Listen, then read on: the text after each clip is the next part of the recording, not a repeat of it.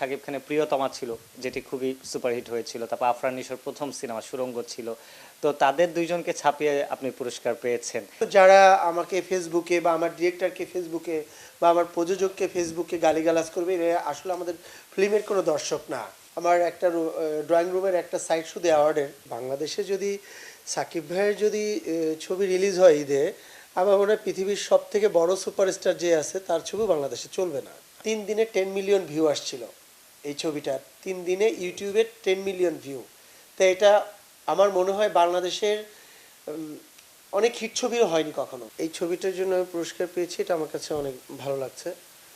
Because এই ছবিটার পিছনে অনেক গল্প ছিল, অনেক পরিশ্রম ছিল। ছবিটা ঈদে রিলিজ হয়েছিল এবং ছবিটা আমি যতটুকু, যেহেতু ওইবার অনেক বছর পরে এক ঈদে 8টা ছবি রিলিজ হয়েছিল, সেক্ষেত্রে দৌড়ে প্রথম সপ্তাহ 2টাতে আমরা অনেক বেশি পিছিয়ে ছিলাম। যেহেতু সাকিব ভাইয়ের ছবি যদি বাংলাদেশে যদি সাকিব ভাইয়ের যদি ছবি রিলিজ হয় ঈদে, আমার মনে হয় পৃথিবীর সব থেকে বড় সুপারস্টার যে আছে তার ছবি বাংলাদেশে চলবে না।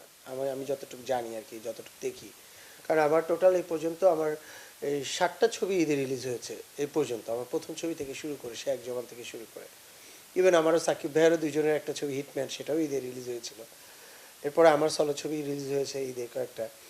তা প্রেম প্রীতি বন্ধন ছবিটা যখন রিলিজ হয়েছিল তখন আমরা খুব হতাশ ছিলাম। বিকজ তখন আমাদের প্রযোজক ডিরেক্টর যিনি ছিলেন, আমি ওনাদেরকে বলেছিলাম যে আপনি ঈদের ছবিটা রিলিজ না করেন, যেহেতু আপনার প্রিপারেশন নাই। আর একটা ঈদের ছবি রিলিজ করতে গেলে মিনিমাম 1-1.5 মাস আগে থেকে যদি মার্কেটিংটা ভালো করে করা যায়, তাহলে হয়তো বা কিছুটা রেজাল্ট পাওয়া যেতে পারে। তো সেক্ষেত্রে উনি 11th আওয়ারে গিয়ে যখন সিদ্ধান্ত নিল যে উনি ঈদের ছবিটা রিলিজ করবে, এটা টোটালটা আত্মঘাতী ছিল। আপনারা অনেকেই জানেন যে প্রথম দিকে আমরা অনেকেই হেল্প করি নাই তাকে, বিকজ আমরা চাচ্ছিলাম না ছবিটা ঈদে আসুক। অনেক বিগ বাজেটের ছিল, প্রায় 1,80,00,000 টাকা ছবি ছিল এটা। তারপরেও এটা যখন পরবর্তীতে রিলিজ করলো, আমরা তো ভাইয়ের লিডার বাংলাদেশ রিলিজ হলো সাকিব ভাইয়ের, তো সেক্ষেত্রে তো সবগুলো হলই তাদের ছিল। আমার 9টা না 10টা হলে পেয়েছিলাম আমরা ঈদে। বাট সেকেন্ড উইকে গিয়ে আবার আমার হল সব থেকে বেশি হয়েছিল। বাট ঈদের তো প্রথম 2 সপ্তাহতেই টাকা উঠে যায়, এরপরে তো আর টাকাটা ওঠে না। সেক্ষেত্রে যখন আমার ছবিটা টাকা ওঠে নাই, আমরা মানসিকভাবে একটু কষ্ট পেয়েছিলাম। আমার মনে হয়েছিল যে আরও বেশি টাকা উঠতো যদি এমনি সময় ছবিটা রিলিজ করতো। সেখান থেকে প্রাপ্তি বলতে গেলে আমার কাছে অ্যাওয়ার্ডটাই প্রাপ্তি মনে হয়েছে। আর দর্শকদের ভালোবাসা, বিকজ আমি যে হলগুলোতে রিলিজ হয়েছে, সেকেন্ড উইকে প্রায় 39টা হলে রিলিজ হয়েছিল, নিয়েছিল ছবিটা, আমি সবগুলো হলে গিয়েছি। আমি অনেক সময় তো পাবলিক থাকে না, আজকালকে তো আমরা ফেসবুকে অনেক সহজে একজন আর্টিস্টকে পেয়ে যাই, একজন ডিরেক্টরকে পেয়ে যাই, তাদেরকে গালাগালি করতে আমাদের 2 সেকেন্ডের সময় লাগে না। কিন্তু আমার তো দর্শক তারা যারা হলে বসে টিকিট কেটে হলে বসে ছবি দেখে, আমি তাদেরকে গ্রহণ করি এবং তাদের ভালো লাগা মন্দ লাগা সেটাকে আমি সবসময় সম্মান করি। কিন্তু যারা আমাকে ফেসবুকে বা আমার ডিরেক্টরকে ফেসবুকে বা আমার প্রযোজককে ফেসবুকে গালিগালাজ করবে, এরা আসলে আমাদের ফিল্মের কোনো দর্শক না। আর এরা ফেসবুকে এক নায়ক আর এক নায়কের ভক্ত, এই সুশীল কিছু লোকজন আছে, তারা এগুলোকে ভাগ করে ফেলেছে। এছাড়া আমি এদেরকে দর্শক মনে করি না বাংলা ফিল্মের। আমার বাংলা ফিল্মের দর্শক আমার হচ্ছে নিউ গুলশান হলে যাবেন, সেখানে যারা বসে ছবি দেখতেছে ওরা আমার বাংলা ফিল্মের দর্শক। তো তারা অনেক বেশি এনজয় করেছে ছবিটাতে। এই অনেক ভিডিও, অনেক নিউজ ভাইরাল হয়েছে ছবি রিলিজের পরে, আমরা দেখেছি। সেক্ষেত্রে এগুলোই আমার পাওয়া। 2023-এ যেহেতু প্রেম প্রীতির বন্ধন ছিল, ওই বছর লিডার আমি বাংলাদেশ বাদে শাকিব খানের প্রিয়তমা ছিল, যেটি খুবই সুপারহিট হয়েছিল। তারপর আফরান নিশোর প্রথম সিনেমা সুড়ঙ্গ ছিল। তো তাদের দুইজনকে ছাপিয়ে আপনি পুরস্কার পেয়েছেন, এই অনুভূতিটা কেমন, যেহেতু তারা অভিনেতা হিসেবে অনেক আগে থেকেই সমাদৃত সেই জায়গা থেকে? তারা তো সবাই আমার খুব ভালোবাসার মানুষ, আমি তাদেরকে অনেক বেশি সম্মান করি, অনেক বেশি ভালোবাসি। এবং ওয়ান কাইন্ডস অফ সাকিব ভাই আমার আইডলও বলতে পারেন, কারণ সালমান শাহ ভাই সাকিব ভাইকে দেখেই আমি ফিল্মে আসা আমার। তা সেক্ষেত্রে ক্যাটাগরি থাকে, অনেক ক্যাটাগরিতেই থাকে। এখন সাকিব ভাই তো অনেক ছবিতে বিভিন্ন ক্যাটাগরিতে সে পুরস্কার পেয়েছে, যেহেতু আমিও হয়তো আলোচিত একটা ক্যাটাগরিতে আমি এই ছবিতে পুরস্কার পেয়েছি। বিকজ আপনারা জানেন যে আমি আর অপু বিশ্বাসের জুটিটা তখন দর্শক গ্রহণ করেছিল এবং ছবি রিলিজ হওয়ার আগেই অনেক অনেক কন্টেন্ট ভাইরাল হয়েছিল এই ছবিটার। সেক্ষেত্রে ওই সময় আমার অনেক ছবি থেকে আমাদের ছবিটা অনেক বেশি আলোচিত ছিল ছবিটা। এবং রিলিজ হওয়ার পরে সব থেকে বড় ব্যাপার যেটা 3 দিনে 10 মিলিয়ন ভিউ আসছিল এই ছবিটা, 3 দিনে ইউটিউবে 10 মিলিয়ন ভিউ। তো এটা আমার মনে হয় বাংলাদেশের অনেক হিট ছবিও হয়নি কখনো, অনেক ছবির কখনো হয়নি, আমি দেখেছি এটা, এটা আপনারাও জানেন, হয়তো পাবেন। 3 দিনে 10 মিলিয়ন ভিউ, এটা অনেক বড় একটা ব্যাপার। এখন অনলাইন প্ল্যাটফর্মের যুগ, এখন আমাদের হল থেকে টাকা খুব কম আসে। আমাদের অনলাইন প্ল্যাটফর্ম ছিল বিধে আপনারা বিভিন্ন ধরনের অ্যাপসের মাধ্যমে ছবিগুলো দেখতে পান। সো আমার প্রযোজক টাকাটা ইনকাম করাটা, টাকাটা উঠে আসাটা ইম্পর্টেন্ট, কোন সেক্টর থেকে টাকাটা আসলে এটা আমার দেখার ইম্পর্টেন্ট না। সো আমার প্রযোজক প্রায় 60 থেকে 70 লাখ টাকা শুধু ইউটিউব রাইটস থেকে ইনকাম করতে পেরেছে, শুধু একমাত্র ছবিটা থেকেই। সো এখন সেটা প্রায় আই থিঙ্ক নিয়ার অ্যাবাউট 30 বা 40-র কাছাকাছি যাচ্ছে, এরকম কিছু একটা। আর গান টান মিলিয়ে অ্যাপস দিয়ে, এয়ার রাইটস দিয়ে, অনেক কিছু দিয়ে বেশ টাকা ইনকাম করেছে, যেটা হল থেকেও আসা সম্ভব না, বা যেটা রাইটস থেকেও অনেক হিট ছবিও আসে না অনেক সময়। তো সেক্ষেত্রে এটাও আমাদের জন্য অনেক বড় একটা পাওয়া। আর আমি অ্যাওয়ার্ডটা পেয়েছিলাম, আমার কাছে সিরিয়াসলি অনেক ভালো লেগেছে। আমি এটা আলোচিত একটা চলচ্চিত্র, সেই হিসাবে এখান থেকে আমি অ্যাওয়ার্ডটা পেয়েছিলাম আর কি।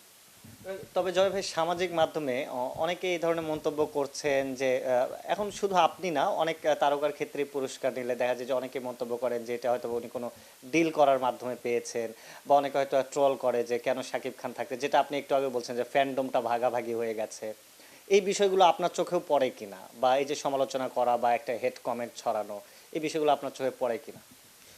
ভাই, সালমান শাহ ভাইকে নিয়ে কেউ কথা বললে আমার লাগবে, আমি কথা বলি।